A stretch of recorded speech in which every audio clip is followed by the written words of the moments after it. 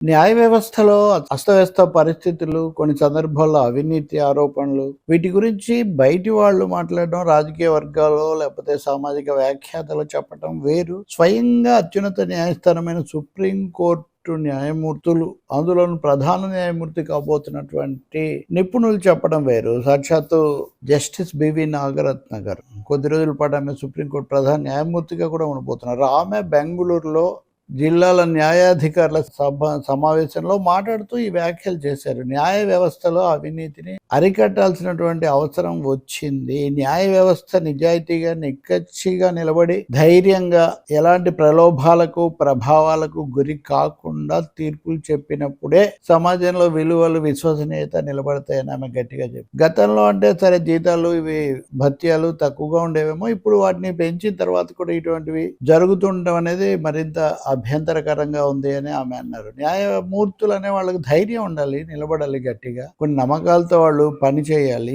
AI అంటున్నారు. ఇప్పుడు AI ఏమీ న్యాయాన్ని బాగు చేయదు. న్యాయమూర్తుల యొక్క నిక్కచ్చితనము, ధీరోదాత్తత మటుకే దాన్ని కాపాడుతుంది అని ఆమె చాలా స్పష్టంగా చెప్పారు. ఎప్పుడు చెప్తున్నట్టుగా మహిళల భాగస్వామ్యం న్యాయ వ్యవస్థలో పెరగాల్సిన అవసరాన్ని గురించి కూడా ఆమె చెప్పారు. దీనికి ప్రత్యక్ష ఉదాహరణలు 2-3 కనిపిస్తున్నాయి. కొన్ని బయట నుంచి న్యాయ వ్యవస్థను ప్రభావితం చేయడానికి జరిగే ప్రయత్నాలు, రెండవది వాటి మీద వస్తున్నటువంటి విమర్శలను ఖాతరు చేయనటువంటి ధోరణులు. ఢిల్లీ మాజీ ముఖ్యమంత్రి అరవింద్ కేజ్రీవాల్, ఆయన మీద గతంలో పెట్టిన లిక్కర్ కుంభకోణము, ఆయనకు అసలు జైల్లో పెట్టేయటము, ఏ ఆధారం లేకపోయినా కానీ ప్రత్యక్ష సాక్ష్యం లేకపోయినా పెట్టడము, ఎన్నికలప్పుడు ఈడీలు సిబిఐలు ఆయన నిర్బంధిస్తే జైల్లో ఉండి కూడా ముఖ్యమంత్రిగా పని చేయొచ్చు, రాజ్యాంగంలో ఏమి నిషేధం లేదని ఆయన ప్రత్యక్షంగా నిరూపించి బయటికి వచ్చాక రాజీనామా చేశారు, అందరికీ తెలుసు. ఆ కేసు ఇప్పుడు మళ్ళీ ఢిల్లీ హైకోర్టు ముందుకు వచ్చింది. ఆ కేసులో కేజ్రీవాల్ స్పష్టంగా వాదించారు.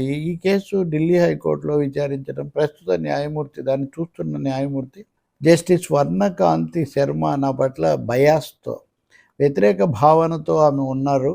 ఆమె దగ్గర న్యాయం జరుగుతుందని నేను భావించట్లేదు. గతంలో కూడా ప్రతిసారి ఆమె ప్రతికూల తీర్పులు ఇవ్వడం, తర్వాత పై న్యాయస్థానంలో నేను న్యాయం పొందడం జరిగింది. కాబట్టి ఇంత వ్యతిరేక భావన ఉన్న వాళ్ళ దగ్గర న్యాయం జరగదు. ఇదే కాకుండా రాజకీయంగా ఆమె ఆర్ఎస్ఎస్ పరివార్కు చెందిన అఖిల భారత అధివ్యక్తి పరిషత్ ఏబిఏపి అనేటటువంటి వాళ్ళ న్యాయవాద సంఘంతో సంబంధం కలిగి ఉన్నారు. వాళ్ళ సభల్లో 1-2 సార్లు ఆమె మాట్లాడారు. కాబట్టి ఇది సైద్ధాంతికంగా ఆమెకు వాళ్ళతో అనుసంధానం అన్నప్పుడు వాటికి వ్యతిరేకంగా ఉండే నాకు న్యాయం జరుగుతుందని నేను భావించట్లేదు. కాబట్టి ఆమె ఈ కేసు నుంచి తప్పుకోవాలి, రెక్యూస్ కావాలి అని ఆయన లేఖ రాశారు, వాదించారు కూడా. దాని మీద ఆమె సమయం తీసుకొని నిన్న స్పష్టంగా ఆమె చెప్పేశారు, నేనేమి రెక్యూస్ కావట్లేదు, తప్పుకోవట్లేదు. ఇలా నిందితులు ఏదో ఆరోపణలు చేశారు, లేకపోతే వాళ్ళు ఒత్తిడికి గురి చేశారని తప్పుకుంటే న్యాయ వ్యవస్థ యొక్క గౌరవం, ప్రతిష్ట దెబ్బతింటాయి. కాబట్టి నేను తప్పుకోవట్లేదు, ఈ కేసు నేనే విచారిస్తున్నాను అని ఆమె ప్రకటించారు. సరే, గతంలో కూడా నేను చెప్పాను, సంఘ పరివారు ఈ ప్రభావాలు ఎలా పడుతున్నాయి న్యాయ వ్యవస్థ మీద అనేది అనేక సార్లు ఆందోళన వెలిబుచ్చుతున్నారు విమర్శకులు. ఈ మధ్య 100 ఏళ్లకు ముందు అది ప్రార్థనా స్థలాల్లో యథాతథ స్థితిని ఉల్లంఘించకూడదని పార్లమెంట్ చట్టం చేసిన తర్వాత కూడా దానికి రకరకాల భాష్యాలు చెప్పుకుంటూ ఎక్కడికక్కడ కొన్ని అతి తీవ్రమైన వివాదాలను తిరగదోడుతున్న తీరు కూడా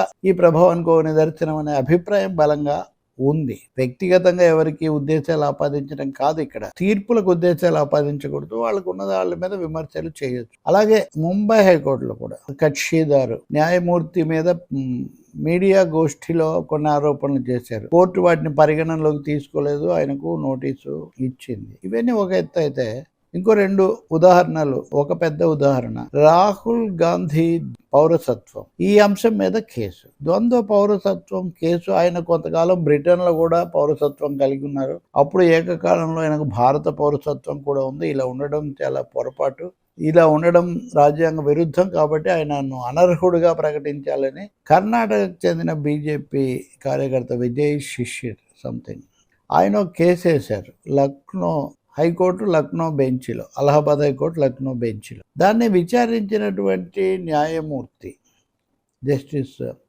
సుభాష్ విద్యార్థి ఎఫ్ఐఆర్ నమోదు చేయాలి రాహుల్ గాంధీ మీద అని ఆయన వాది. దాని మీద జస్టిస్ సుభాష్ విద్యార్థి విచారించి ఎఫ్ఐఆర్ నమోదు చేయని ఆదేశాలు ఇచ్చారు. ఇచ్చిన తర్వాత దుమారం రేగింది. ఎందుకని రాహుల్ గాంధీ ఇలాంటి వ్యక్తి మీద ఒక ఆరోపణ వస్తే ఆయన నోటీస్ ఇచ్చి ఆయన స్పందన ఏంటి తెలుసుకోకుండా ఎక్కిన ఎఫ్ఐఆర్ ఎలా వేస్తారని ఆయన అభ్యంతరం చెప్పారు. న్యాయమూర్తి నిజంగానే అలా ఇచ్చి ఉండకూడదు అని ఆయన అంగీకరించారు. రెండవది అటు ఇటు ఉన్న న్యాయవాదులు తనకి విషయాలను అప్పుడు తన దృష్టికి తేకపోవటం సరికాదని కూడా ఆయన విమర్శించారు. ఆ కేసు మళ్ళీ ఇప్పుడు విచారణకు వచ్చింది. ఆయన తనకు తానుగా నేను ఈ కేసు విచారించబోవట్లేదు, రెక్యూజ్ అవుతున్నాను అని ప్రకటించారు జస్టిస్ సుభాష్ విద్యార్థి. ఎందుకంటే ఈ బీజేపీ నాయకుడు తన మీద కొన్ని బహిరంగంగా తనకు ఉద్దేశాలు ఆపాదిస్తూ ఆరోపణ చేశారు. ఆ విధంగా నన్ను ఆయన నమ్మకం లేనప్పుడు నేను ఈ కేసు విచారించాను కాబట్టి హైకోర్టు ప్రధాన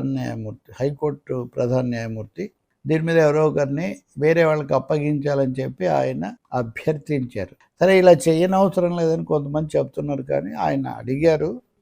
హైకోర్టు ప్రధాన న్యాయమూర్తి ఎలాంటి నిర్ణయం తీసుకుంటారో మనం చూడాలి. ఇంకొన్ని ఉదాహరణలు కూడా ఇటువంటివి ఉన్నాయి. సుప్రీంకోర్టులో స్వయంగా కొంతమంది మాట్లాడడం, ఇలా మీ ఇష్టానుసారం మాట్లాడకూడదని న్యాయమూర్తులు చెప్పడం, గతంలో ఇలాంటి ఇంత బాహాటంగా ఇటువంటి సందర్భాలు ఎదురు కాలేదు. ఇప్పుడు వరుసగా అవుతున్నాయి. కొంతమంది మొండిగా మేమే ఉంటామంటున్నారు, కొంతమంది తమకు తామే ఒత్తిడి వల్ల బయటస్తున్న విమర్శల వల్ల తప్పుకుంటున్నారు.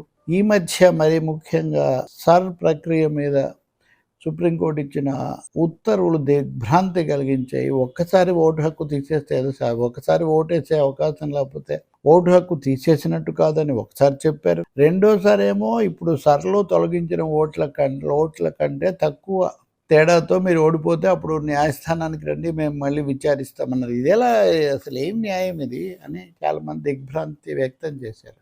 మరి ఇవన్నీ చివరకు ఎలా ముగుస్తాయన్నది మనం చూడాల్సి ఉంది. కానీ స్వయంగా న్యాయమూర్తులు, సీనియర్ అత్యున్నత స్థాయి న్యాయమూర్తులే అవినీతి గురించి బహిరంగంగా హెచ్చరించాల్సిన ఈ పరిస్థితి మటుకు ఖచ్చితంగా ఆందోళనకరమే.